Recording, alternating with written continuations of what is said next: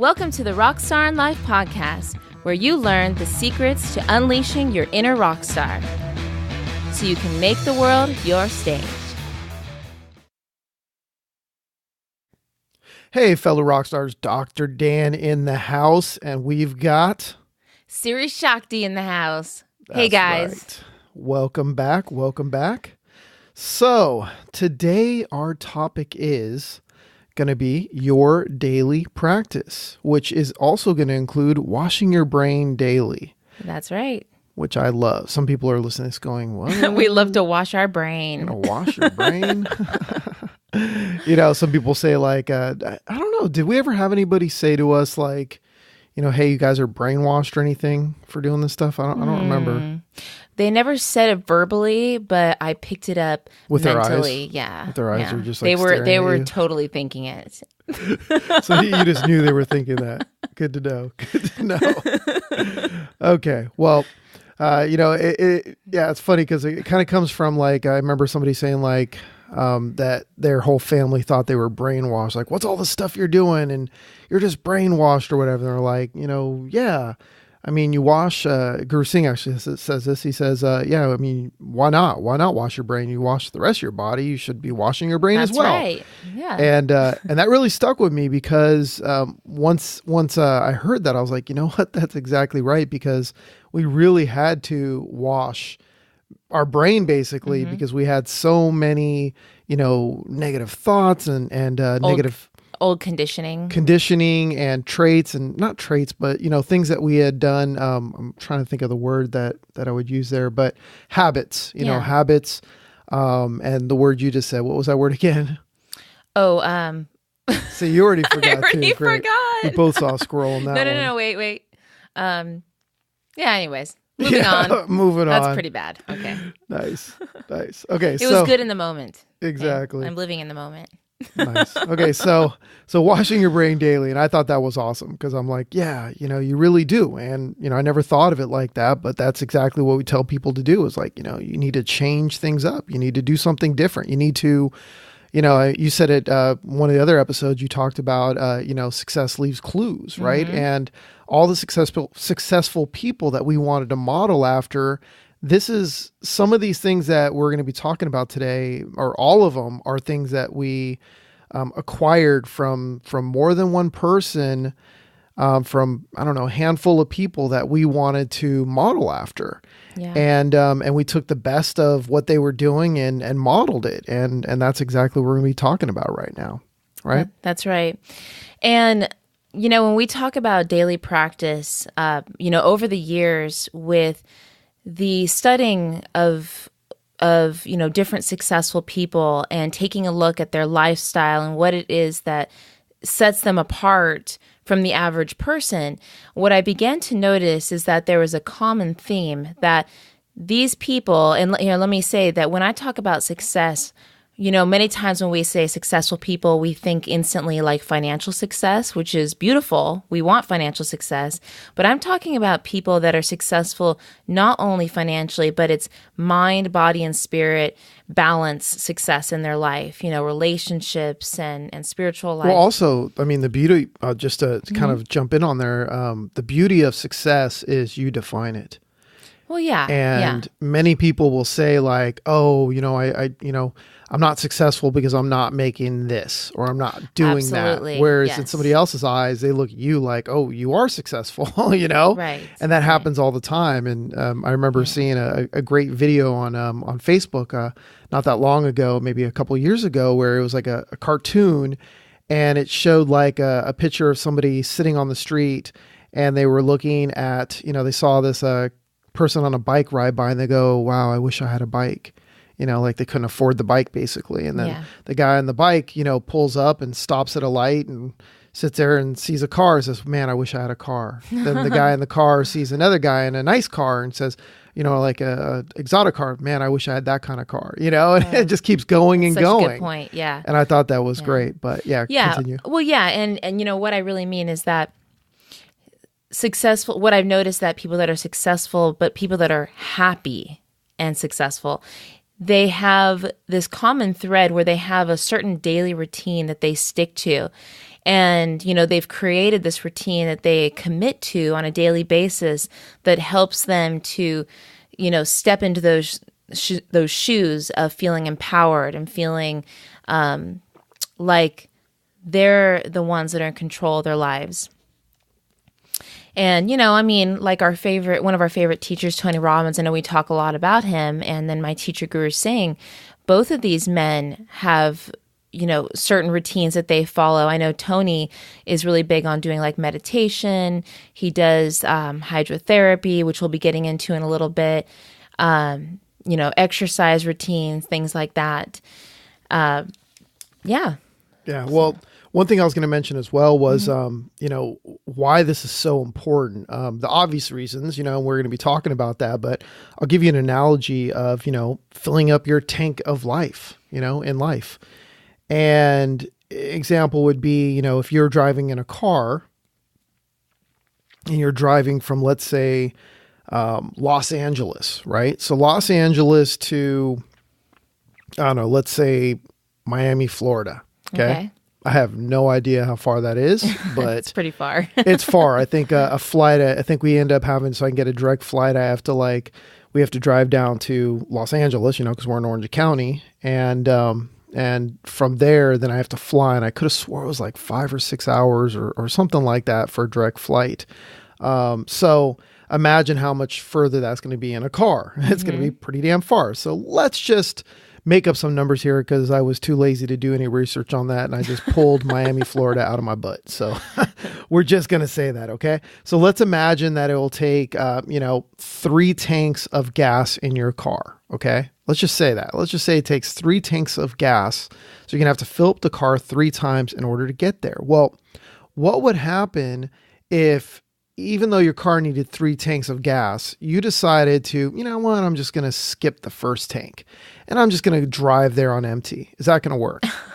No. I mean, heck no. And, okay, let's say you had a half a tank of gas in the car and you decide, I'm going to skip the second tank and I'll just do the third when I get there. No, that's not going to work either, right? Of course not. So, or what if you say, you know what? Okay, well, it just needs to be filled up. I'm just going to fill it up with water. Yeah.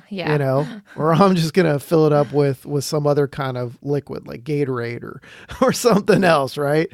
Of course, it's not going to run, right? So you have to be putting in the right kind of fuel, the right kind of energy it needs, in order to give it, what it needs. And the same thing goes for your body. It's no different. And these are things that, we're going to be talking about. And this is how it's kind of like, if you're going to get on an airplane, right? If you're going to get on an airplane, you want to make sure that that airplane has been serviced and checked over before you go up in the air, right? Yeah. How many people here would be willing to say, you know what, I'll take a discount if you don't check the plane at all? Yeah, that would be pretty scary. But that's exactly what we're talking about right here is you've got to maintain yourself, your body, your brain, your everything, your spirit. I mean, all of it, whatever you want to call it, you need to maintain it. You need to do a pre-check. You need to, you need to do all those things. And, it starts with, right? Drum roll. What does it start with? Waking up early. Yes. And, I just want to touch on what you just said right now, because I think that a lot of people can relate to this, that our lifestyles nowadays are very, very busy. There's so much that is expected of us. We have jobs, many of us have commutes, we have children, so many things pulling us in different directions. And I can tell you firsthand that if you are not, like you were just saying, Dan, if you are not filling up your tank of life, if you're not taking care of your physical and emotional body every day, then you're not going to have enough to give back. That's one thing I've heard many times among mothers is that you can't give what you don't have. And that's what most of us are doing. Most of us are running on empty, trying to dish up as much as we can. And so, how can you do that? You can't. And I know from personal experience in trying to be a mother and trying to take care of our children that if I'm not filling myself up, I just don't have it in me to take care of them the way that they deserve to be taken care of. Yeah. I mean, hey, if you want to talk about, what these things we're going to be talking about have done for us, I'll start off by saying that I was never a person that would call myself a morning person. I still don't really wear that badge, like saying like, oh, I'm a morning person, but I would be the perfect candidate for the least likely to be a morning person. I mean, heck, I was like kind of have my dream job sort of, when I was working in nightclubs and I was bouncing in nightclubs. And I'd be up all night and I wouldn't have to work until like, 9 o'clock or something, 9 PM. And then I'd be working till like, 2, 3 AM and I was done, and I could just go home and sleep in.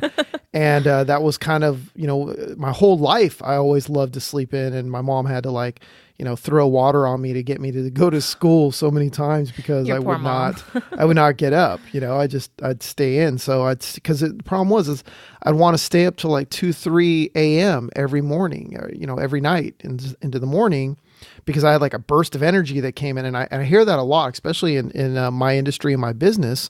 I've heard so many people say I get more creative at 2 AM and that's because it's quiet, Yes. because the whole place is quiet. You would get that same energy and better because it's not the end of your day, being in the beginning of the day, of the morning. Yeah. Because, if you get up and obviously, the earlier you get up, the more quiet it's going to be and less busy it's going to be and the less like consciousness going on. But with other people, I should say, you're not going to be dialing into that. I think when we started out, we started going down to like 5 AM or something. Yeah. Well, can I jump in here? Because I just want to kind of give a little background. So, how we initially got introduced to this idea of, obviously we knew about creating like a schedule, things like that. But 10 Which years. I hate. I don't like schedules. Yeah, I don't work well with those either. But when you said schedule, you meant like a regimen or like something, a regimen, right? Yeah. like a regimen. Yeah, we've heard about that. But so 10 years ago, my husband and I first got introduced to yoga. And we actually, our favorite is Kundalini Yoga, which you'll hear us talk a lot about. And one thing that was... Yeah, that was 2006. Yeah, 2006. In case you're listening to this in the future. Yeah. And one of the things that I thought was so intriguing is that part of the practice is, these yogis would wake up early in the morning. Now, they would they actually teach that you wake up before the sun comes up, the 2 hours before the sun rises, which is called the ambrosial hours. And that is the time of day that is the most quiet, is the perfect time to do, your creative endeavors. Many people actually wake up, like Wayne Dyer and Deepak Chopra. They talk about how they always write their books during those hours because the collective consciousness, and what I'm talking about is that, the chatter of everyone's minds is much quieter then because everyone's asleep. So, and I'm sure you've experienced this before. Maybe you went outside, maybe you went like clubbing or something and you got home late and you're outside and you can feel the stillness in the air. It's just this certain type of clarity and energy that resonates in the air at that time. And it feels magical, right? And, Yes. and you're thinking like, oh, it's my buzz or something, but it's not. It must be my buzz. Yeah. No, it's really what's going on and, the energetics of what's happening at that time of day. And so as we started getting into Kundalini Yoga, we're like, gosh, these people are waking up early and they're doing what is called a sadhana. Now, a sadhana is a daily spiritual practice that you do consistently. And it's really what you want to create it. For some people, sadhana is yoga, like it is for us. It's meditation, yoga, things like that. For others, it's different things. It's maybe, doing something creative or, I don't know, something physical with their body. But yeah, it's tapping into the energy of the universe, the multiverse. Yes. That's really what it is when we say spirituality. Yeah. That's what we're talking about. So you can call it a higher power, you can call it God, you can call it Buddha, you can call it whatever you want. That's what we're talking about. And Exactly. it's different for everybody. Yeah. Well, I was going to mention, that prior to doing this, each day was like a struggle. I felt like I was walking. I'd feel crappy in the morning. I'd always like have a headache and, kind of be like, oh, just slugging through. And you remember those days. Oh, yes. And I felt like I was walking through mud through my day. That's what it felt like. And everything was a struggle. And I was just dealing with everything being thrown at me. And I can give this example and actually see it because I have contrast, because I know what it's like now to be not being like that, where some people might be listening to this and are like, well, mine's not that bad, right? Yeah. Like, oh, I can, yeah, some days I feel tired, but I have my coffee and I do my own morning routine, which is listening to some talk radio or I'll drink a Red Bull or, I'll go for a quick run before I go to work or before I go do something. But what I got to say is that you don't have that contrast yet to what it's like to not do those things and to do what we're talking about. And once you do, then you can be like, oh, that makes sense. It's like trying to explain what chocolate ice cream tastes like to somebody who's never even had chocolate or ice cream. Right. It's like, oh no, I get it. I've had, cold, wet stuff before. So oh yeah. I've had an ice cube melted and I know what ice cream would taste like then. Well, and I was the same. I was absolutely the same. Most of us, and I would say for myself, I followed the more typical Western culture type of morning routine, which was go out to the chicken farm and... Well, I don't know. I'm just kidding. My chicken go milk farm. the cows. No, yeah, milk my cows. Well, that's what I think of when you say a Western, Well, Westerners, Yeehaw. Americans and things like that. Okay. Very funny. But, mine was wake up whenever, my alarm woke me up, which was, after the sun came up, kind of fumble and stumble out of bed. First I'd probably hit my snooze button like once or twice, then get out of bed. And then I remember I would go downstairs and I don't drink coffee, but I would still have either tea or I'd have some sort of healthy energy drink because I needed that boost to get me going. And get breakfast started, go wake up the kids. And I always remember feeling every day felt like a race. Like it started immediately and it didn't stop until my head hit the pillow at night. And I can always remember, and this is like you talked about the contrast when at this point, I always felt like the day was on top of me. Like I was stuck underneath it looking up and the day just had control over me. And what I noticed is as we started to create a daily plan for us in the morning, which we called a sadhana, and we started waking up earlier and doing this practice, all of a sudden it was like I was on top of my day instead. And I can remember you, Dan, you would say, at the beginning when we would start this, I wasn't as consistent. Now I'm, it's every day, it's a daily commitment. And you could always tell if there was a day I didn't do my daily practice. Oh yeah, I'd be like, go do it. I did it. No, you didn't. You're lying. I'd be all crabby and irritated and snippy, all fun qualities. Nice. Yeah. So maybe we should explain a little bit about what we, Well, I was going to mention as well, one more thing is that, and it actually just came to me, I was thinking about it, as I'd mentioned in one of the other episodes, I was talking about writing my book. And, until I started waking up early, it was something that, I started to do. And I was like, okay, well, I'm going to get up early and, I'm going to get up at, I think we were saying like 5:30. I can't remember exactly, but, somewhere 5:30, 6 a.m., let's just use those numbers. Okay. Cause I know some people listening going, man, I wake up at like 10 or 11 right now. I can't imagine 5. Well, you could work down to 5:30, right? 5:30 yeah, should be you don't your goal. just do it all at once. You slowly move down. Yep. So let's just say 5:30 or 6, something like that. Well, I'd get up and, okay, so my normal day, I would struggle to get any part of my book done. Like I might get like a half an hour of creativity in there and it'd be forced. And it was so difficult. Well, once I started getting up early, oh man, it was like insane. It was like, I was like, it was like what it is today, where right before this episode, like I was able to just write down my notes in like 5-10 minutes. Just it came to me and I could just do it. I'm like, this is what we're going to do. This is what we're going to go over,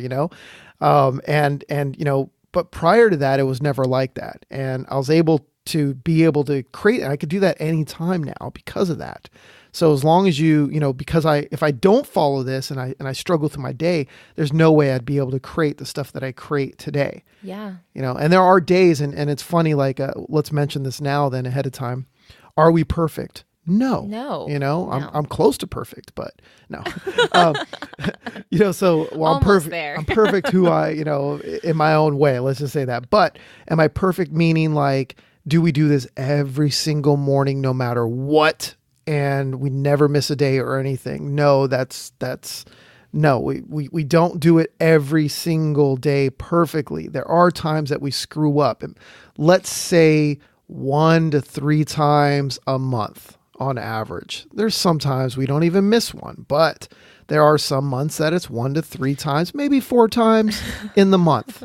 Well, I just have to jump in there that you do it more, you mess up more. That I'm better than him. I'm sorry. No, I was going to say that for me, this is so important because if I don't do something at least, okay, let me put it this way. Actually, I don't miss any days because I will at least sit down and do even just like a 5-minute meditation. Because I know for me, if I don't sit my butt down and do something, it's going to affect me that day. So even just like if there's something going on that's interfering with me getting up to do what I need to do, or let's say I'm just, not feeling good or you're sick or whatever, things happen, life happens. For me, just the act of even sitting down for a few minutes is what keeps me consistent. So no, we are not perfect. Has there been days that I've missed? Yes, there has been. Well, let's rephrase that then. Okay. So when I guess I should have said that differently, because when I say, are we perfect and do we do it every single day? And when I said that we don't on those, few days here and there, what I meant was, I guess to clarify, was that there are some, mornings where instead of like doing a, 30 minutes to an hour, we'll do like 5-10 minutes. Absolutely. We'll do like a short meditation or a couple yoga, poses, or do, chanting or something like that. And but there are some days that, that I do miss fully. In those cases, I would probably say once a month, maybe that might happen. Yeah. And, there was a time when I, had a really bad stomach ache and, it wasn't that bad, but it was bad.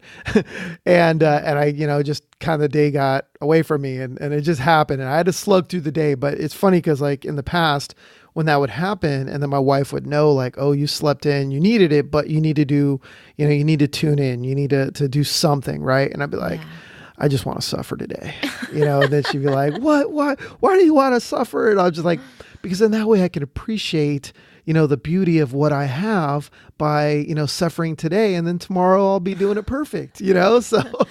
He really does say that.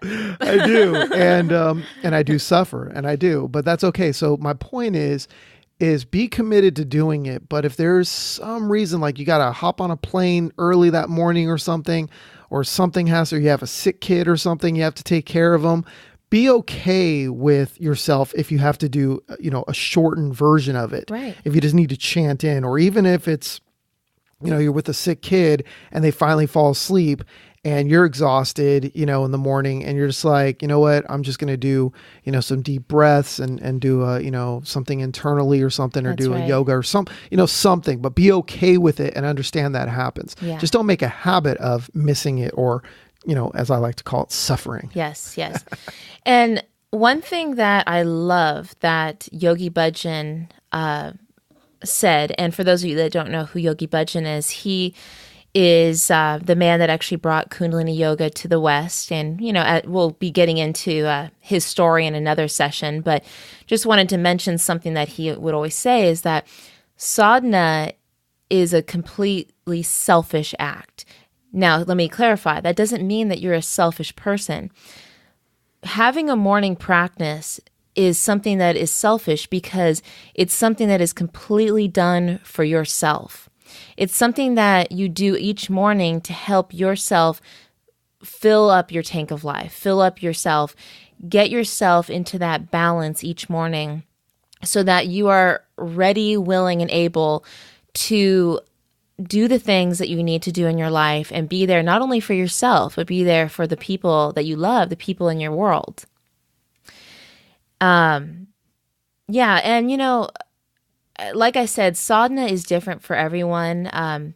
For us, the way that we enjoy doing it is we always do meditation. We love yoga, so we do yoga. Part of Kundalini Yoga is doing chanting, which is really just singing. It's using a different sound current. So we do some chanting, and we usually end by doing a little prayer. Okay, and that's just our routine. That's what we like. And something that I'm going to do is I'm actually going to put up some videos of, some yoga sets and different things that we enjoy doing for our sadhana that you can try out and see if it's something that you would enjoy doing and that you could incorporate into your morning routine. Exactly. Oh, and a little bonus here for y'all. For you Tony Robbins fans, who we mention his name a lot, one thing that's kind of cool is if you are a Tony Robbins fan and if you've been to his events or you've listened to his tapes, you might have heard him talk about a story of when he talked about uncertainty in his life. And he talked about him having a doctor seeing that he had a tumor. He actually told a story where he went to like a shaman or some spiritual leader that said that, he found that, there's a tumor, you need to go get this checked out. And there's a bunch of variations of the story where he doesn't even mention the shaman or whatever he called it in there. I can't remember.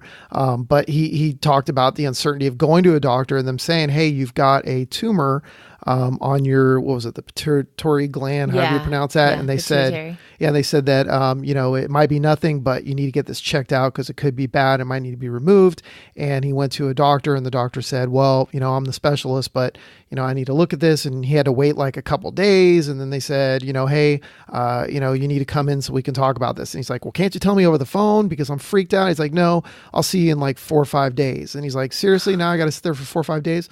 So anyways, that story was actually, he was talking about Yogi Bhajan. Yogi Bhajan is the one that actually, told him that. He said, he was supposed to give him this energy transfer that was supposed to give Tony this tremendous energy. And Tony's like, yeah, give it to me. Hit me with it. I want to feel what this is, and he started to do it and he had to stop and say, look, man, you need to go to a doctor because I sense there's something in there. Wow. So he's the one that actually had said, you've got, something going on with your pituitary. There you go. Pituitary. That's okay. Okay. Gland. Right. So I've got something going on. You got something going on with that. So you need to go get that checked out. So little fun fact for those of you that's cool. Have heard that story before. I actually forgot about that. That's so cool. Yeah. I forgot where Tony actually, I want to say that was at the first platinum event I went to where he was talking. That's how he's introducing Guru Singh, was saying that, that's how he met him. Yeah. I want to say at the time it was 30 years or something or 20, 30 years prior to that. And actually to connect the dots for all of you, our teacher Guru Singh, who we learned from, his teacher was Yogi Bhajan. So that's how it all connects. Exactly. Yeah. And I think I already mentioned this, but Tony Robbins is the one that introduced me to Guru Singh at that actual event. That was in 2006. Yeah. That's and beautiful. Then came Kundalini Yoga and all that good stuff that we use today. So what are we going to talk about now? What they should and shouldn't do? Well, do you want to get into the hydrotherapy part first or? Well, first I'd like to start off by saying what not to do. Okay? Oh, what not to do. That's a good one. So so what you don't want to do is you don't want to drink coffee or any kind of stimulants first thing in the morning. I know a lot of people's rituals, the first thing to do is they have their coffee pot, turn on at 7 a.m. or whatever time they're going to wake up. And then they like to get up and drink that coffee before they even open their eyes. I mean, you've seen those old cartoons or those cartoons where the person can't even see until they drink their coffee. And so we're going to say, don't do that. Now, we're not saying you can't drink coffee. No. We're just saying, don't start off your day with the coffee and then sitting down and watching some negative news or something like that. We're saying first do your daily practice, your preparation for your day before you go and have your coffee. And then go for it. Enjoy. If you love coffee, go enjoy it. Exactly. So start off by let's talk about the first thing you want to do is you want to get up, and before you start doing any yoga or anything like that, you're going to do our favorite thing, which is hopping in the shower. The shower, yes. And, it's really interesting because before we got into Kundalini Yoga and I started learning about the infamous cold shower that we're going to be talking about, which is also the other name is hydrotherapy, one thing I didn't realize is that at the time, but Tony Robbins is really big into this, and I didn't find that out until I went to his resort in Fiji. And what was that? Life Mastery? Is that what that event was? Yeah, Life Mastery. It had, you do like a cleanse and, get your body in shape. And yeah, that was 2006 as well. Yeah, 2006, yeah. That cold ass tub they had. They had a hydrotherapy pool. So you go from the sauna, you're all hot and sweaty. You jump into this freezing ice cold pool. It was like the size of a kiddie pool, but deep. It was deep, what was it, like 15 feet deep or something? Yeah, or 10 so you or jump in and, I don't remember and your bathing how long. suit fell off once. I remember. Did it? Yeah, the top came off. Oh, everyone got a show then. I don't know. I think there was just one person that got a show. Lovely. But he said, "Don't worry, you're not my type. I don't like women." So you're said okay. that? Yeah, he did. How do I not remember this? I think I blocked it out. Yeah, I don't remember his name, but I remember that's what he said. He was laughing. He was like, "It's like I got a show, but don't worry, you're not my type." Wow, that's okay. I actually trust you because you have a really good memory. So, so first, that was my first experience with hydrotherapy. Then when we got into Kundalini Yoga, another aspect of the practice is that when the first thing you do after you wake up is you go into the shower. Now, we've changed this a little bit because we used to only take a cold shower. For years, all we did was take a freezing cold shower. I mean, the coldest that knob will get is the shower you need to take. And it's got to be the coldest. And fun story, when we moved into this house that we're in now, in Coto de Casa, we actually, the upstairs shower wouldn't get cold enough. No. I even bought like a thermal, or I guess it's called a thermal. It's a laser that checks temperature. And I also bought one of those food thermometers as well. So I could test the temperature of the water because I'm like, this water is not cold. And we need it colder. Yeah. So, so imagine when we called the repair guy and the handy guy, and I was like, hey, our shower doesn't get cold enough. And he's just like, wait, you're talking about hot enough, right? I said, no, cold enough. And then he's like, what? Like I had to repeat myself 3 times so he understood I wasn't confused or something. So he had to come, and it was there was something wrong with the thermostat or something. It's a little thing they had to replace. It didn't take that long to fix, but for a good month, because we were too lazy to have it replaced, or we just thought maybe it's the pipes, because we didn't really understand it was the thermostat. We didn't know the internals or whatever. We just thought I have no idea why it's not working. So we ended up for 30 days, we would actually go downstairs, and first thing in the morning, we'd jump in the freezing cold pool. So that was our pool. Let me explain this correctly. We have a really cool water slide, rock water slide. Oh yeah, my bad. So we would quietly, because it was early in the morning, didn't want to scream out loud and make my neighbors wonder who just moved in next door. These are weirdos. Okay. So we would go down the water slide into the freezing cold water. And at that time it was almost winter, and it just so happened to be pretty cold. We're in California, right? But it was actually pretty cold then. The water was, I don't know, maybe 58 degrees or something, I think. Which doesn't sound that cold, but it is though. When you're comparing even 70-degree water is really cold, because it's not the same as air. Oh, let me tell you, outside air. I can tell you firsthand. I did a triathlon in a lake they said it was 60-degree water, and at the time I had never done a triathlon in that lake before, and oh my God, I thought I was going to die. And it was 60 degrees. And I was wearing a wetsuit. So I can tell you, freezing. It was so cold. Yeah. It's different than air temperature. Yes. There's the scientific reason why, but I'm not going to get into that. Yeah. So, So we started off by doing cold showers. The That's cold all we did showers. for like a couple years. And then we took a little bit of a break. I think in the last, I forgot which episode it was. We were talking about, being inspired to wake up and early. And I think you had mentioned that, you'd recently, watched the Dalai Lama. You saw something on the Dalai Lama, how he wakes up early, and it inspired you to start waking up early again. Cause we took like a little break from that time. Because just like anything else, things ebb and flow. And I was kind of struggling waking up that early. So for a while, I wasn't waking up quite as early. But when I watched that video of the Dalai Lama, I was very much reminded of the importance of doing that. So I got back to that. Let me explain the benefits of the cold water, okay? Cold water is really, really amazing. Well, first of all, the power of water is amazing. But what it's going to do is when it hits the skin, it opens up the capillaries. It increases that circulation and wakes up the entire nervous system. But on top of that, it's actually going to clear the toxins at the most deepest level of your body. And what I say the bonus is that cold water keeps your skin looking so radiant, so healthy and young. And it's funny because oftentimes I have, different parents that I know of my kids' friends and things. They say, "What do you do with your skin? It's so amazing." I'm like, "Oh, cold showers."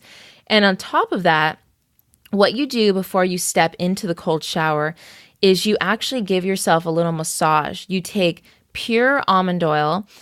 And let me tell you that your skin, the body loves almond oil. Almond oil does not clog the pores like many different oils do. Yeah, it makes you oily, but it doesn't clog the pores. Oh, but it feels so good afterwards. And so basically you just put it in your hands, you rub your whole body, just lather it in, kind of massage yourself. Then you go ahead and you step into the water. Now, one thing that we were saying is that we used to only take cold showers. But recently, I'd say a few months ago, we learned that there's a huge benefit to the warm water as well. Warm water, what it does is it actually relaxes the body. It dilates the blood vessels, which increases the blood flow. And then it's actually going to ease any of that feeling of stiffness that you have. So first, let's go in order here. You rub your body with the almond oil. Then what we do is you step in and you take a nice warm shower for a few minutes. And then, ta-da, drum roll, you turn it to the very coldest it the gets. coldest it gets. And all the way down. It's really, what I have found is that if you relate to the experience in a powerful way, then you're going to get the most out of it. What I like to do, because over the years doing my studying, I have learned that different indigenous tribes, what they do is they utilize the power of water by plunging into cold streams and things like that. So they use hydrotherapy. So what I personally do is when I turn the water to cold, I imagine that I'm one of those ancient indigenous people, that I'm part of one of those tribes, and that I'm using this water to awaken myself this morning and to align myself for my day. So it becomes more than just the act of, oh, I'm standing in freezing cold water, this sucks. For me, relating it to it in this way, it becomes this experience where I feel a deeper connection with, sense of spirit and purpose. I don't know. How do you relate to it? Do you just think to yourself, this sucks? I will say that, first I'll say by saying that when we used to just take cold showers, I think those were actually harder because it's already a little cold, in the house or whatever. You're just waking up and, you're about to just get in a cold shower right from the beginning. And that sucked. Yeah. But, once we started doing the warm ones, I'm like, it's kind of a double-edged sword, I guess, because I don't even know if I can put it that way, but you can trick yourself into getting in at least this way is what I feel like, because, you're not going to put down turn down a warm shower. So you get in and you turn on the warm water. And the secret is, we're going to talk about bathing tips here is for me, at least, is I first start with just washing my privates, right? Thank you for that. You're welcome. Yeah, well, I think everybody wants to make sure that I do wash my privates, right? I know they were all thinking that, but Yeah, so- I'm glad you offered it. So my point is because you don't want to run your privates under the cold water. There's actually a whole reason behind that. We can, get to another time. But so I start with that, and then so like no more than about 3, 4, 5 minutes in the warm shower, and then you step out, and I put it to the coldest it'll get, and then I do some deep breaths. Right, so it's like I do a breath of fire, which is through the nose, right? So I'll go. Yeah, I can always hear you. That's when I know, he's stepping into his cold shower. Yeah, sometimes I'll do it in my mouth, or sometimes I'll do it from my nose, whatever. And then I'll step under the cold water, and then I'm just okay with it. It's very cold and shocking at first, but within about 10, 20 seconds, it's like I just kind of let go, and I just allow myself to be under there, and then it doesn't feel bad. Now, the reason I even had to mention about cleaning my privates first was because what I do, I don't wash my entire body under the warm water, because then you have nothing to really do under the cold water. And then you're going to stand there for a minute or 2 or 3, because you're supposed to do equal.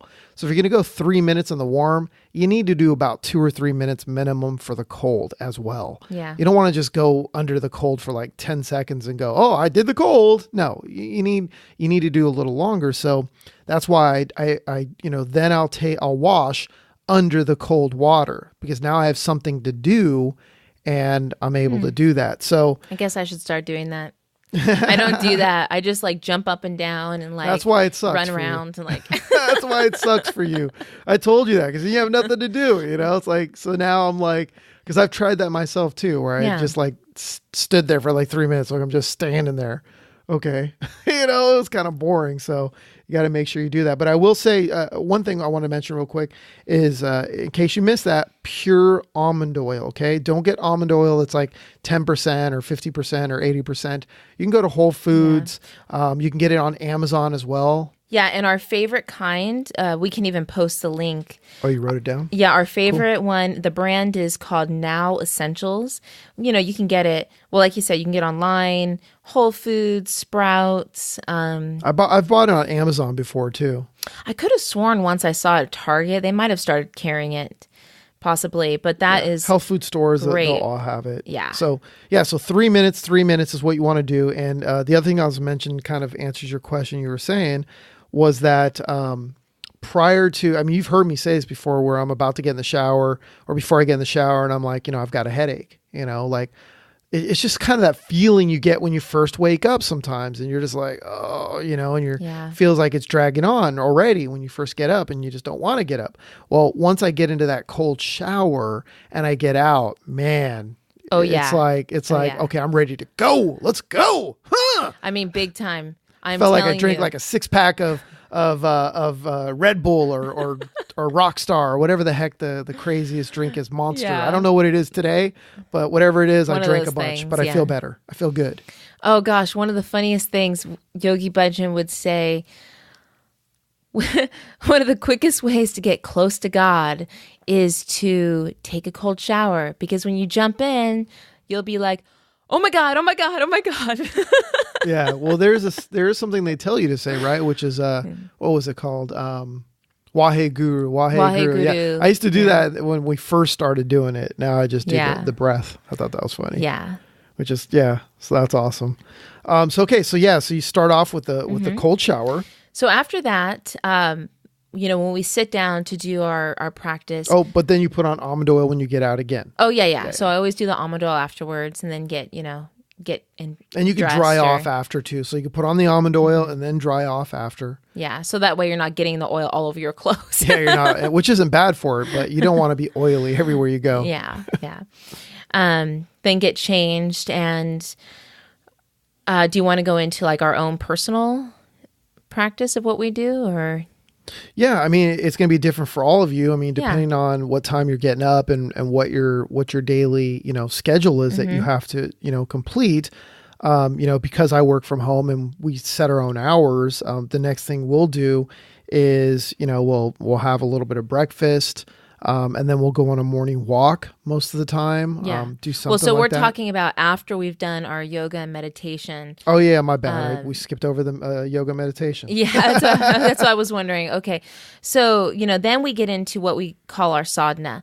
And for us, that is starting out by doing some yoga, moving our body, working on breathing. Now in Kundalini Yoga, we call this Pranayama, which is consciously using different breathing techniques to create a certain change in the physical and emotional body. So, we do that. We also do a meditation. And one thing that I love that you may be interested in is when I was first starting to meditate, meditation for me was confusing. I was like, well, what do I do? Do I just sit there? Do I be quiet? Right? In Kundalini Yoga, we do a little bit of silent meditation, but a lot of it is with chanting, where we sing a certain mantra, or we do a certain movement or a certain mudra, which is using our hands in different ways. So what I have found is great is YouTube is just a world of beautiful, beautiful yoga videos, guided meditations. So I have found it really valuable that I can look up, like let's say I want to work on, let's say you're dealing with anxiety, meditations for anxiety, and boom, you'll see all these great guided meditations.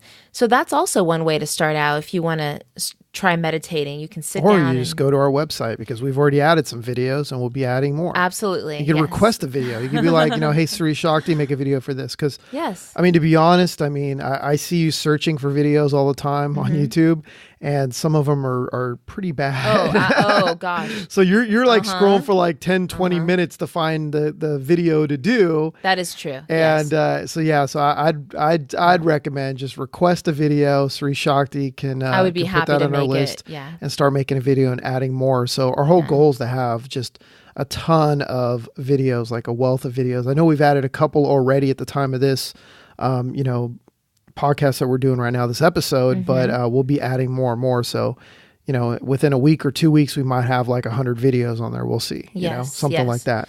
And I think my main point in saying that is that when I first got started, I felt like I was like alone out there. And then I suddenly found out there were so many resources. And one of them is these beautiful videos. And yes, I would be so happy to make any videos. So please put your requests out there and I would, I'll get to that.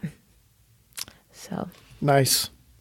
Okay. So, one thing I like to mention before we even go through any more of the yoga stuff, first off, this is not your typical workout gym style yoga. Okay. Right. The type of yoga we're talking about. Cause I know when people talked about yoga, prior to that, that's what I always thought. I was like, oh yeah, so it's going to be like that. And then once we did it, I was like, whoa, this is different. This is different than anything else I've ever seen or tried or anything like that. So it's pretty amazing. Oh yeah. And I practice many forms of yoga. I love all the forms of yoga. They're so beautiful.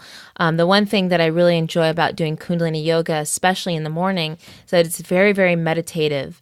And so when you sit down, you're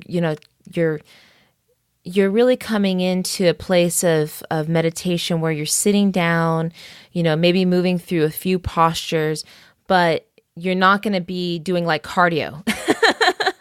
Exactly. Yeah. Well, Kundalini Yoga, I mean, I've heard several stories about how it begun and, why it was created, but basically, and to shorten that story so we don't have to go through that, it was basically explained that Kundalini Yoga was developed for the householder. So opposed to you having to go to, to a cave, away from everybody and just do yoga and meditate for 20, 30, 40 years, in solitude. And so they said, you know what, some people have to have families and, need to be part of the world. So let's develop it to where, the householder person can do it, like the average person. Yes, it's very much designed for someone who's needs to be really grounded and rooted in the modern day world that we're living in. So you can use this practice and still have, a family, a job, all the things that you need to do in the world. And this form of yoga is really going to create a firm foundation and balance for you to be able to do those things. Exactly. So starting out doing this yoga, you can be okay with doing like, 5, 10 minutes, 15 minutes, 20 minutes, just to start. Yeah. It doesn't have to be where, you need to do 40 minutes or an hour or anything like that right from the get-go. I mean, something is better than nothing. Mm-hmm. So I'd recommend starting with, 10 minutes, right? So 10 minutes might be, a couple movements. And again, we'll have more videos on rockstarinlife.com. Yeah. When we started out, it was very basic. We did like 4 different movements and like a guided meditation. And it maybe took us like 15 minutes. Yeah, I would start with the videos on rockstarinlife.com and just start with that, because I know a lot of people listening to this are going to be like, well, I do want to do something, but I don't even know what to pick. Yeah. Mm-hmm. So go ahead. Yeah, just go to rockstarinlife.com and pick one of those videos, and we'll be adding more, and you can pick whichever one, and we'll probably even have something in there like, how to start your morning routine and go a little bit deeper into that. But for now, just pick and choose any of them that you want to do. Yeah. And get the experience, have the experience of what this beautiful practice does for you, especially first thing in the morning, starting your day. It's going to be immediate. You're going to feel the benefits. It was that way for us as well. Perfect. Okay. So after doing the yoga, then we usually have breakfast. And, you go to the restroom, do any of those things that you need to do, get everything settled. And then for us, we'll go on a morning walk. So even if it's morning family walk. Yeah, family walk as well. And sometimes the kids fight with us. So we just go, forget it. We'll just go without them, so it happens. Or if it's raining really bad outside. I remember when it was raining, we actually, and again, we're in Southern California, so it doesn't rain that often, but it does rain sometimes. And if it does, a couple times the kids loved it. We went to the mall. Indoor mall. We don't have a lot of indoor malls, but we got some. Yeah, so we walked through the mall. Well, one time we actually brought umbrellas though, and we did walk in the rain. Yeah, I like that. Yeah, we did that too. So you can make it fun and do that, but it's it's good to just get out there and get some do some exercise and get out in nature and do all that good stuff.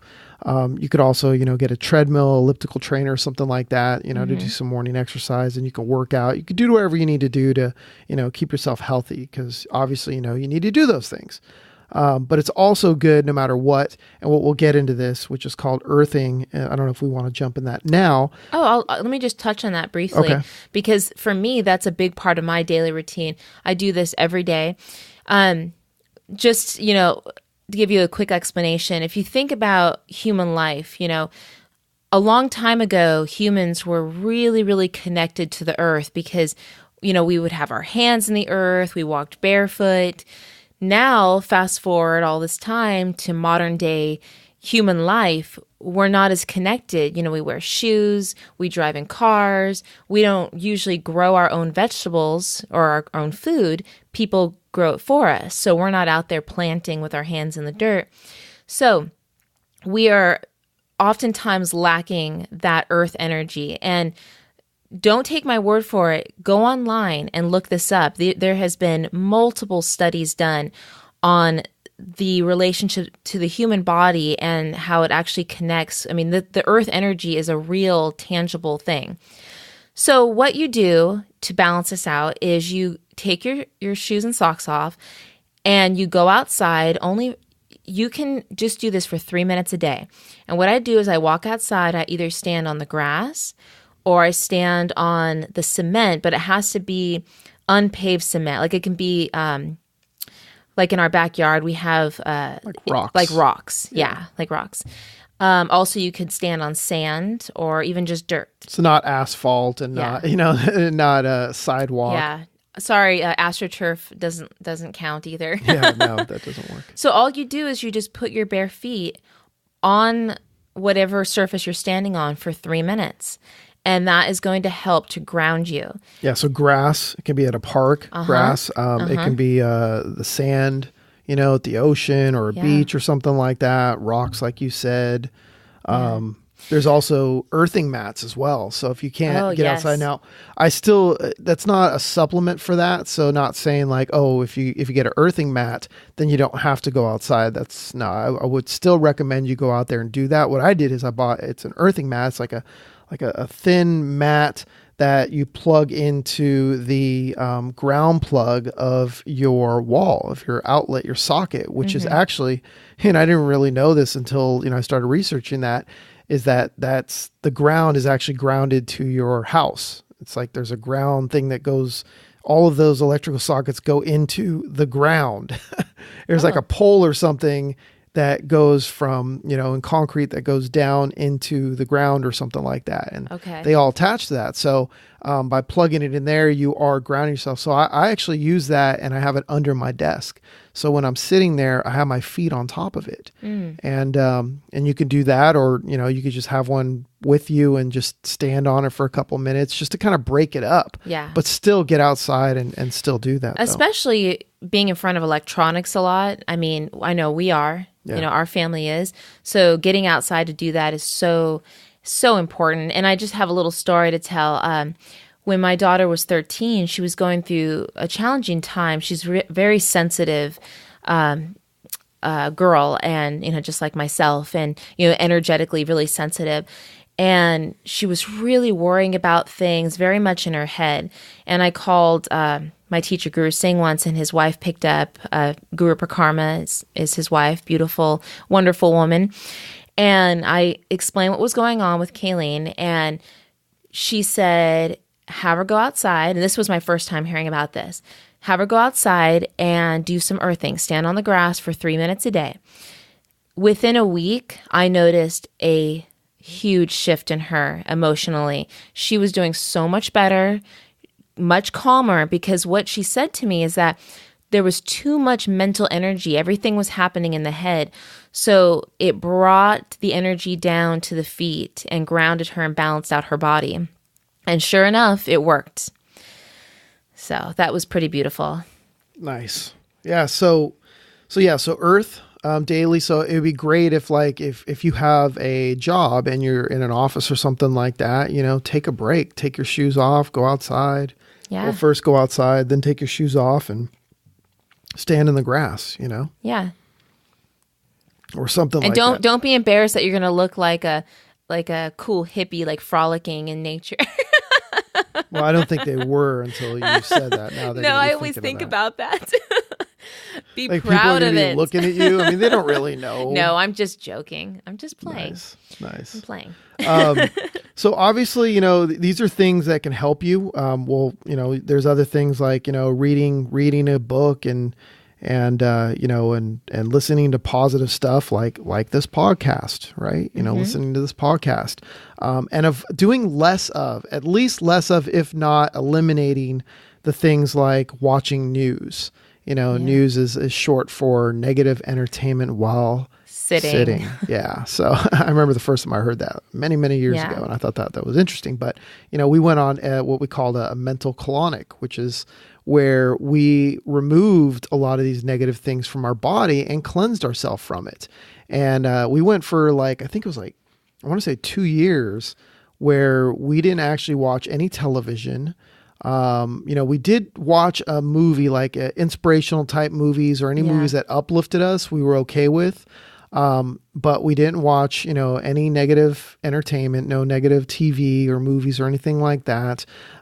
We didn't look at the news or newspaper or anything like that. I mean, I don't even think we even listened to music, for that whole time. And, we were just listening to positive stuff, audio. At the time it was audio books, books on tape, because this was before the time of podcast or iPhones or iPods or any of those things like that. Yeah. And it may sound extreme, but we understood that for us, that's what we needed at the time to kind of cleanse our mental, what was going on up there. And I wanted to be successful. I was sick of struggling. And I'm like, hey, if this works, because it was suggested to us by one of our mentors, I was like, if this works, then that's awesome. And I was like, well, if it worked for these guys, then I might as well do it. Some big name people you guys have probably heard of. Yeah. And, I think that that's really part of learning how to be aware of yourself, creating that self-awareness. As you grow in your self-awareness, you'll start to see that you have this kind of internal gauge. And I have definitely felt that over the past year become very clear to me that I can now see like feel within myself if I've been picking up too much negative stuff or watching too much negative things that day, and I need to balance it out with some uplifting things. And I think, with the world that we live in right now, we are bombarded with images, news, and everything that's happening in the world. And we're not saying that you can't watch the news, you can't, keep up on what's happening, or, with politics, all that fun topic right now. It's just like saying, that, you can eat cake, yes, but don't eat it all day long. Exactly. And don't eat it like with every meal, right? Yeah. So instead, you can have a small slice, once a day or once a week. The more you eat it, the less, it's the more you're gonna feel like crap. So so the same thing goes. So what we do is we'll see what's going on, and maybe turn on the news, or we like that funny news. Who's that guy that does the funny news? I don't know. Who was that? Seth. So like one of the late shows or something. Trevor and Noah. Seth and Seth, they're so funny. It's kind of funny, but yeah. Just to kind of see what's going on, and then I shut it off. I'm like, okay, I've heard what's happening. They give the highlights of what's kind of gone on, and regardless of what your point of view on your politics, or if you don't agree with what they say, and there'll be times that we're like, we don't agree with that as well, but at least they give us the highlights in a comical way, so we can kind of laugh about it a little bit. It doesn't have that same electrical charge, right? Yeah. I mean, because I know some people that we've talked about this very subject, and they have admitted to having the news on like constantly, and that they started to see how it was really affecting them negatively. Oh man, we go to my parents' house, right? Uh-oh. Yeah, they're probably listening. So yes, I'm talking to you. Or our friend's house as well. Like sometimes we'll go to a friend's house, or we'll do dinner, or for a holiday or something.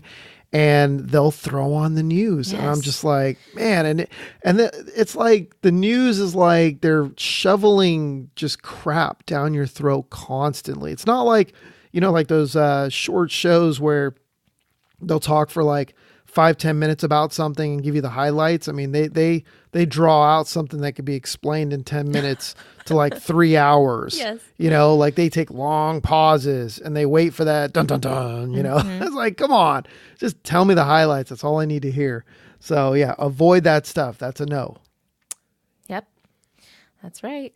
All right. So is there anything else you want to cover on that? Because I was going to cover a couple other things. Oh, no, that's it. Okay. So moving on to...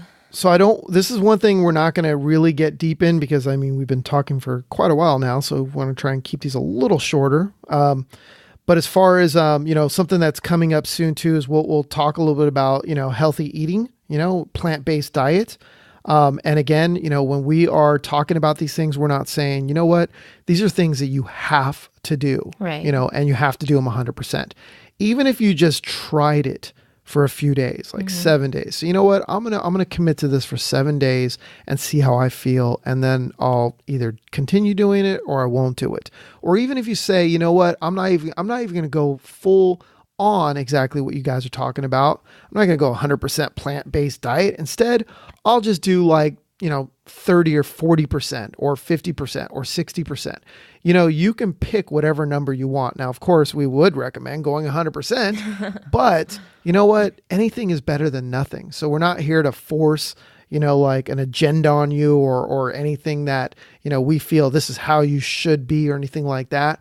But, we are saying, give it a chance, try it out, see if you like it, see if it fits, right? Yeah, we're just going to be sharing with you the things that we have discovered for ourselves that has worked, and we want to share it with you and our personal experience.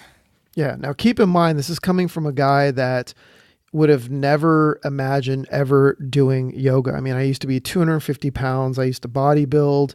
I used to eat 5 pounds of meat a day, 40 egg whites a day. Yep. I ate so much. I had to, fortunately my parents owned a restaurant, the Copper Skillet in Dublin, and Dublin, California, not Ireland. And I remember I would have to get crates of eggs to buy them for my dad to bring him home.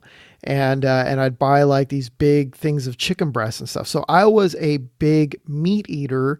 And I completely, I was sold on this. Once I tried it out, I'm like, wow, plant-based, eating is amazing. Yeah. And people say like, oh, you're limited to what you could eat. Don't you miss certain foods? And I'm like, no, I feel like there's so much more.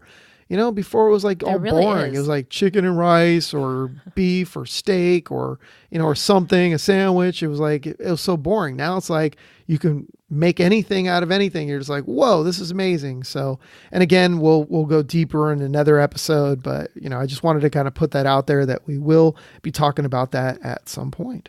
Mm-hmm. So as far as one thing I was going to mention, another thing too is, if you work at a job, here's a couple recommendations I have as well that can help you with your daily practice, right? A couple things would be, I have a stand-up desk, which is amazing. I love it. Sometimes I forget to put it up, but a lot of times I do, and it's electronic. So I have it set so I can just press a number, it goes up, press a number and it comes down. So I'll stand for a couple hours and then I'll press it to go down. And when you're first starting out, you might only stand up for a half an hour a day. But anything is better than nothing. So I do highly recommend getting a stand-up desk if you need a desk. The one I got is called, it's the Jarvis Desk. I'll link to it in the show notes or in the on the blog. And so you can get it there on rockstarinlife.com. And you can get one. I mean, I know IKEA also carries it. I think IKEA is like $400 or $500, but I checked out that model. It wasn't as nice as the one I got. The one I got actually is, they have it in many different top covers. I ended up getting the bamboo one, which is amazing. I got the really long one, and you can get, they like started like $400 or something like that. And I think they had free shipping on them as well. When I looked at it last, I think I paid like around $900 to $1,000, which isn't that much for when you take a look at what I got on the desk, because I got all the upgrades and everything as well. So, take a look at that. And again, I'll have that link on there, but it was the Jarvis stand-up desk. Also, I'll use a balance board, which is pretty cool, where you can stand and you balance your body, and you can get those on Amazon for like $20-$30 or something like that. So I'll stand on that for a couple minutes at a time during a day, and it just kind of keeps me going through the day. So I'm not just always sitting. Take walk breaks. Take walk breaks in between. So if you have like a little break, if you work at a regular job and they're like, hey, this is your break time and that's it, then you know what, do what you need to do, but get out there and walk. Even if you got to just walk around the office or something like that, it's better than nothing. And then drink enough water. This, regardless if we're not just talking about work here, we're talking about everybody here, is you need to drink enough water. And, so many conflicting views on how much water you should drink a day. Yeah. I don't measure. I just drink. I just carry a 32 ounce. I think it's a 32 ounce, or is it 64? I don't even know. Let me look at this. I can't see. All right. You talk while I look. Oh yeah. So basically what he does, and what we've all... 24 ounces. 24 ounces. Okay. That's the one. I used to have a 32, but I think I broke it. But so I carry this everywhere I go. Yeah. And I just fill it up. Like I don't know. And I do too. He made me. Yeah, I probably drink, all our kids carry them too. Like we have them for everybody. I probably drink, I don't know, like 6 or 7 of these a day or something. Probably. I mean, it's going to vary. You kind of know, here's the thing though, if you don't carry a bottle with you and it's not in front of you at all times, then, you're probably going to drink a heck of a lot less because it's not there. It's not in front of you. So by carrying it around with you, like you're going to drink as much as you need is the point I'm trying to make. Right. Now I'm thirsty. All this talk about water. Water. And I forgot mine. Water. So drink enough water. One thing I wanted to mention, is there anything you want to cover on that real quick? Because I was going to move on to preparing for bed. Oh, no, that was what I was looking at too, because I have a few things I wanted to share about preparing for bed. Okay. Do you want to start or you want me to start? I'll start. Go for it. Yeah. So one thing that I just started doing a few months ago, because, yes, I do my morning practice, yoga, meditation, but I had never really done an evening type of practice. And so over the past months, I've started meditating each evening. Like after I brush my teeth and everything, I get into bed, I put on some earbuds, and I either do a silent meditation, listening to like beautiful music, or I do a guided meditation. And I have found that my sleep has been so much better. Whereas before, I tended to have a hard time falling asleep. Like he can even, be a witness to this, that I would kind of toss and turn. I'd be like, I'm hot, I can't fall asleep. But now when I do my meditation, it relaxes me so much that I just close my eyes, roll over, and I am out, like into my deep sleep pretty quickly. So nice. That's what I do. Nice. Yeah. So let's talk about what they need to do. So, I mean, first off, I wouldn't don't watch TV too late at night. I mean, it depends on, everybody's a little different. First off, I'll say definitely don't watch anything negative. No news, nothing that's going to make you like depressed or think about things. Don't watch like, Poltergeist or paranormal activity or anything like that where you're freaked out of what's going on in the house or anything like that. We like to recommend getting into bed about 10 p.m. It's going to be different for everybody, but I wouldn't recommend getting in bed any later than 10:30. I mean, 11 is kind of pushing it on some nights, but that's typically what we do is we try to get in bed by about 10:30. The kids kind of fight us. They're getting a little older now, so it's a little bit more tougher, but we do everything we can for ourselves to get in bed by 10:30. And what else would you say is good for it would be earlier, but when you have, even those of you that don't have kids, I'm sure sometimes you have a lot of, not sometimes, but many times have a lot of things going on. I know for myself, my daughter's on a dance team, so by the time we get home, it's like 9:30, and so getting to bed earlier is, it's not going to work. One of the things too in Kundalini Yoga is, one of the things that you can do before you go to sleep, especially for those of you that run hot like I do when I sleep, is you run your feet under cold water, which helps to cool down your whole body. And just, really it does work, because usually I would lay down and my body heat would just be like I'd have to kick the covers off. And when I use the cold water on my feet, I feel like it just cools down the whole system. So that's something that's really beneficial. Do you do that every night, you're saying? No, I don't now, because ever since I started doing the evening meditation, that also seems to just kind of, it's almost as if I had too much energy when I was jumping into bed. Yeah. And then I expected myself to be able to fall asleep. And so that created a lot of heat within me. But now when I do the meditation, it just calms down my whole system. And so basically calming down my energy, and then I don't feel like I'm like overheating. Yeah. And like some nights, like the nights you get home late, and weekends and stuff like that, we'll stay up and we'll watch a movie or something like that. I mean, we won't, but again, like I said, we won't watch anything negative, like the news or anything, or a scary movie or anything that's like, like right a before movie bed, of people being murdered and killed or whatever. So we'll watch like something inspirational or a comedy or something like that allows us kind of just laugh, and have a good time and kind of connect and do that. So you don't even have to do that. I mean, you could read a book, you can listen to, an audible book or something like that, an audio book or something like that. Another thing I'd recommend as well is don't talk to negative people. Whether this is, actually, I forgot to mention this during the day, is try and avoid all the negative people in your life. If people are making you feel, the people that make you feel pretty crappy, first have a conversation with them and let them know. Right. And this could be a whole nother conversation or a whole nother episode we talk about, which you probably will, right? Which is the one where we mention, love your family and choose your friends. Yes. I think I might have mentioned that before too, but definitely, don't talk to them before bedtime, near bedtime, because the closer you get to that bedtime, the more it's going to be on your mind, the more it's going to irritate you.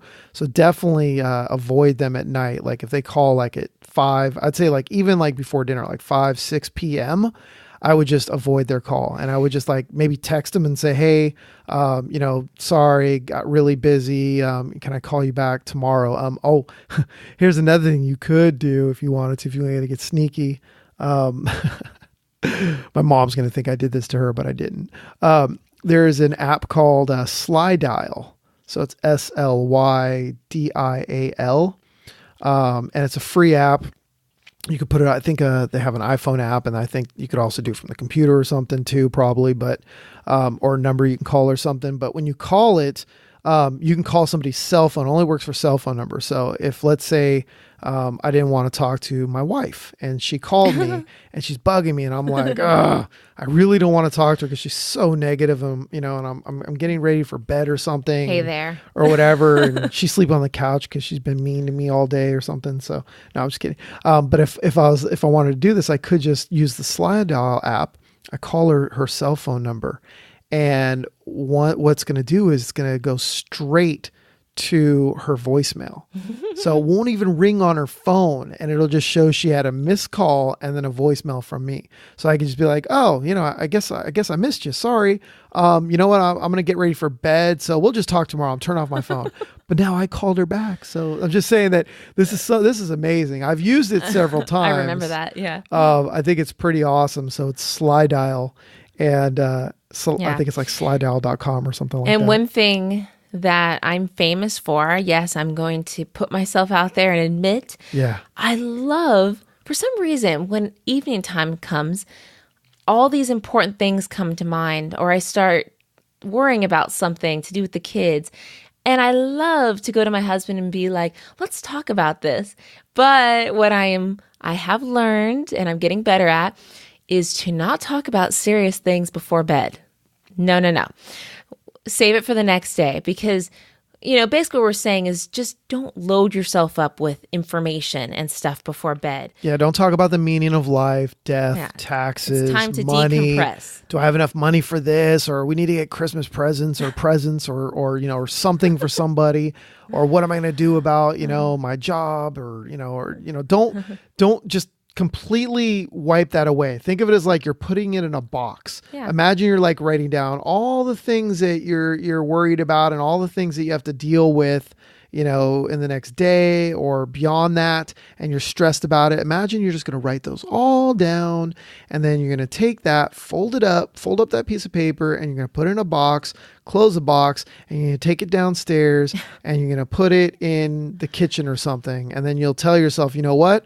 I'm not going to look, think, or even touch that box until tomorrow morning. Yeah. Sometime tomorrow, whether it be in the morning or afternoon or whatever.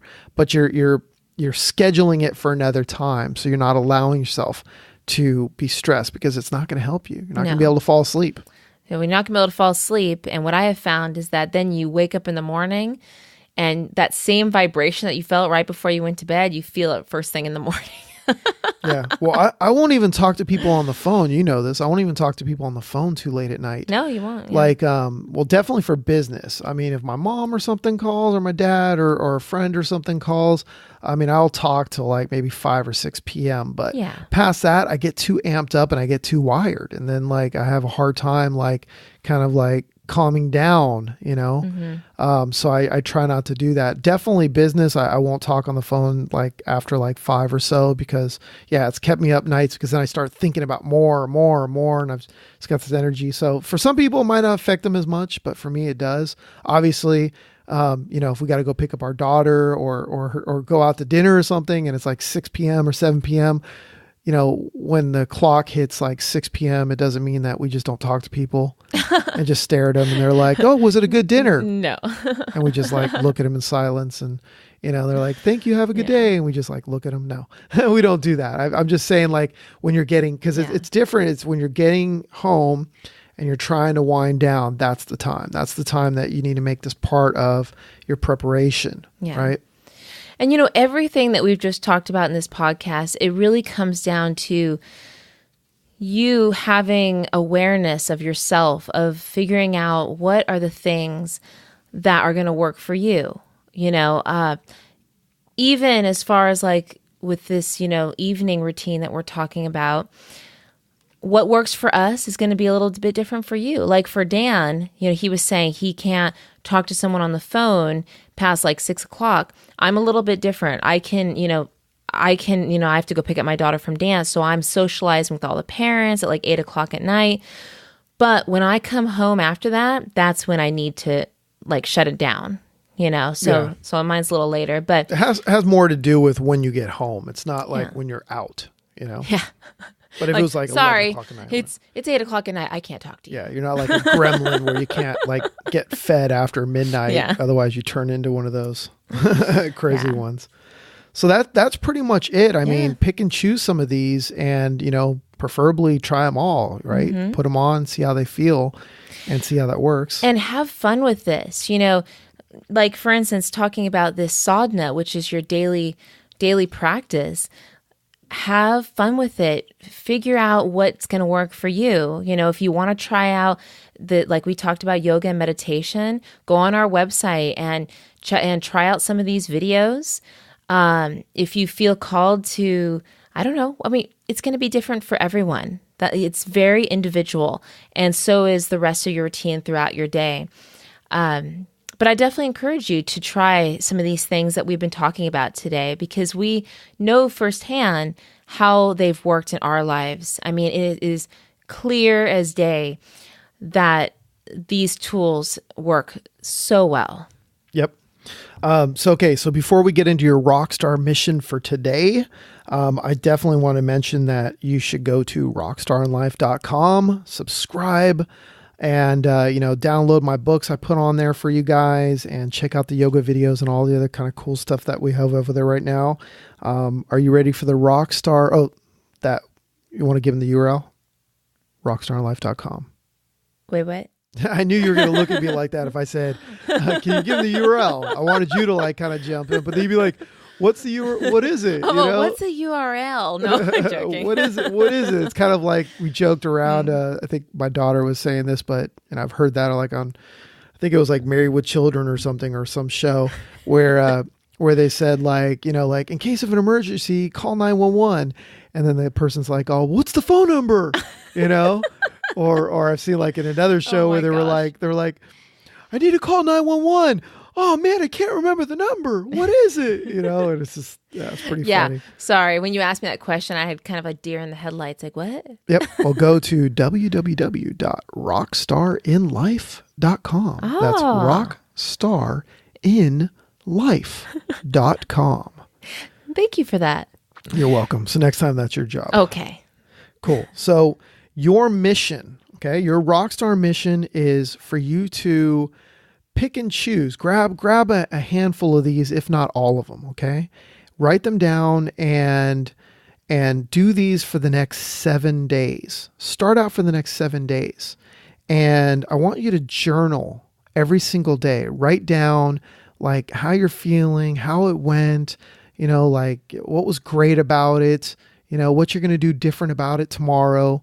So just kind of write that down. So you're kind of taking you're taking note, right? You're taking a part of your journey. You're documenting your journey. Because this is really cool. Like I go back to some of my old journals that I've written in, years and years ago. And I'm just like, wow, I can't believe I've came that far. Yes. Because it's like looking yourself in the mirror when you're losing weight. It's hard to see. It's like looking at a clock and waiting for 20 hours to pass, and you're watching the clock and you're watching every second go by. I mean, it feels like forever. And by the time it hits, you'll forget about the last one. So it's really important to do that. So do that for the next 7 days. And after the next 7 days, I want you to take kind of stock in that and be like, you know what? This feels amazing. I'm going to add more if I haven't added them all. And I'm going to do this for the next 40 days. Yep. Right? So do it for the next 40 days. And we say 40 days because it takes 40 days to create a new habit. So in yoga and other spiritual practices, the number 40 is very significant. Even in the Bible, I mean, you'll see stories in all different religions even where the number 40 is significant. But I bring up the one about the Bible. I always remember this one because they say, how long did Jesus go into the forest? He went for 40 days. I forgot. What did he do in the forest? Did he meditate? I don't know. That's probably what he was doing. But I'm going to look that up now that I've told that great story. Yeah. Now we're going to get boycotted by the churches. No. But what I'm saying is that, so 40 is significant. whenever I think I'm in every religion they have a story and spiritual about practice, the 40. It's That's always 40. right, They went to yeah. the desert for 40 days. They went to the tree and meditated for 40 days. Yeah. There's always something. Yeah. So whenever I want to change a habit, I always do it for 40 days. I do a certain practice for 40 days to work on changing that. So Awesome. So that's what you'll be doing, is you'll be committing to that 40 days after you've done your first 7. Yep. You guys agree, guys and gals, you agree to take on that mission, your rockstar mission? I'm hearing lots of yeses. I'm hearing it too. Yep. I love it. Yep. Picking up on that. All right. Well, I have nothing else for you. Well, I do, but we're gonna let you have that soak in and let you guys get out there and do this for the next 7 days and 40 days. And we will see you next week. So don't forget to go to rockstarinlife.com, download the books, check out the videos, the yoga, the meditation, and all the other kind of cool stuff we'll be adding there. Awesome. Right? Anything else you want to add? Nope. That's it. All right. This is great. All right. Let's do this on 3. Ready? Be a rock star in your life and make the world your stage. And keep on rocking. Yes.